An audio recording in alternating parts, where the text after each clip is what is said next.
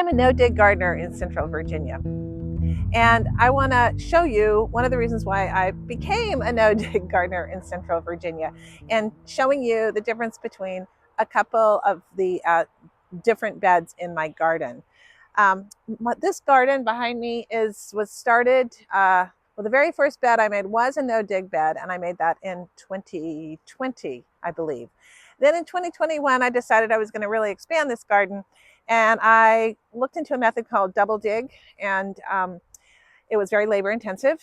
It did produce nice fertile beds. However, this is heavy clay soil here, and so it's got some issues. But let me show you, and I'll tell you a little bit about how I built the no-dig bed and show you what it looks like now that we're going into our sixth, is it really 2020, 21, 22, 23, 24, 25? Yeah, this will be its sixth season. And I'll show you what the double dig bed looks like, although I have been transforming it into a no-dig bed in the last several years. And that one is going into its fifth season. On the right here, where you see the little spinaches planted, this is my very first no-dig bed that I created in 2020. And I have done some work recently on it to fluff it up for this season. And I've actually gone ahead and transplanted some spinach, and I've direct seeded some peas in here that have not yet come up. That is kale in the foreground that's overwintered. All right, the way that I built this particular bed was I layered, this was on grass, a heavy hayfield, just like the one you see all around me. And I was just really experimenting with gardening in 2020, just really getting started fully. So this particular bed, I wanted to plant it to right away. And I mowed the grass beneath it. And then I put down a heavy layer of cardboard. And then I did it sort of the Charles Downing way. I added, I think I had some topsoil, bags of topsoil that I put on there. And I put some leaf mulch down there. And then I put about 4 inches of compost on top.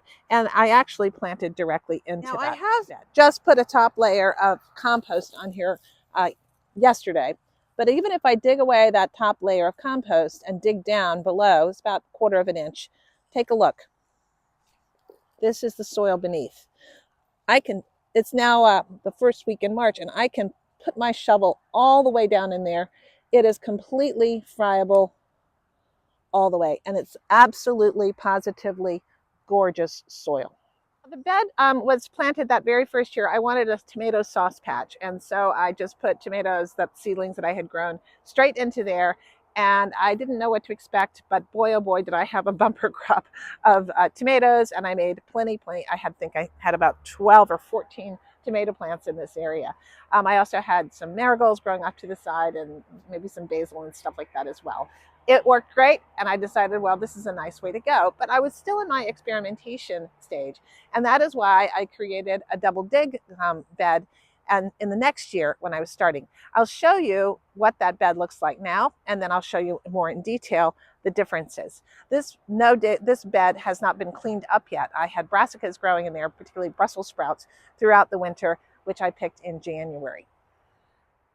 All right, so this is the bed it's now more or less a no-dig bed, but it started its life as, at least this part of it, as a double dug bed. Now, right off the bat, you can see there's a lot of the rich orange Virginia hard clay in there. And that is one of the hardest things and most difficult things about a double dig in this area. And one of the reasons why I decided to abandon it is because it just was super, super, super hard to dig. And this clay, there's a lot of reasons why we have red brick buildings in this area. It's because we have a lot of red brick clay to work with. This soil, even though I've been working in it for 5 years now, and I do have a lot of compost in here, it's pretty friable. But when I get way down in there, I get to that, not even that far down, this unbelievably super heavy clay soil. Now, it has a lot of organic matter in there, and in the last several years, it's gotten better and better and better. My second season of planting in here, I could barely get the shovel in. So that is why I decided to transition this bed over to become a no-dig bed. And that means heavy mulching. It means adding compost into it. Now, I did not do that this winter because I was using this bed until just last month. Late last month when I finally pulled the rest of the Brussels sprouts. So yeah, now this bed has been fertile. One of the things I notice is it's much more prone to weeds and grass and things like that. And so I have to kind of keep on top of that a little bit more versus my other bed, which does not seem to be plagued as much with those problems. So one of the things that I particularly love and have noticed about my no-dig beds, once they're both of these beds now, I have to say, both of these beds were not prepped in the fall season. All the rest of my garden beds, I was able to prep them by adding the compost, adding in some alfalfa pellets, and putting a heavy, thick layer of hay over top of them for the winter time. However, these two beds were not prepared in the fall, and that's why I'm doing it now, getting ready to do it now, because they had things growing in them. They're kind of identical in terms of the stage and the where they are for this time of the season, and beds to be prepared in the spring. So the thing I love about the no-dig bed is that I can basically plant anything in there anytime, and it's going to grow. I can direct seed in it. It's going to grow. See what is grown in this bed. The first year it was tomatoes. The second year I made it my greens garden with lettuces and things like that, and then I followed it up with eggplants, I believe. It's had chard in it. It's had beets in it. It's had radishes. I have added these trellises, so I have peas growing up this year. This past season, I had Soyulong cucumbers growing up on this side of it. I have herbs growing in here. I have grown basically everything except potatoes because this is one of my most valuable beds, and I like its location for lots of other things. I grow potatoes just in the root stout method by kind of covering them up with hay and growing them also in containers. All right.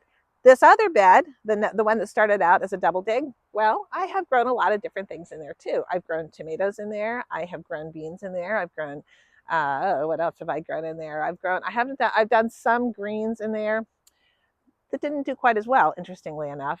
I've done some beets in there, and I did tomatoes this summer, and then I followed that with the fall planted brassicas, Brussels sprouts in particular, and some winter broccoli. And I will say that the Brussels sprouts did great, etc. in here. They survived into January, and actually the last ones I picked in February. So mid-February when we came back to here for the garden season.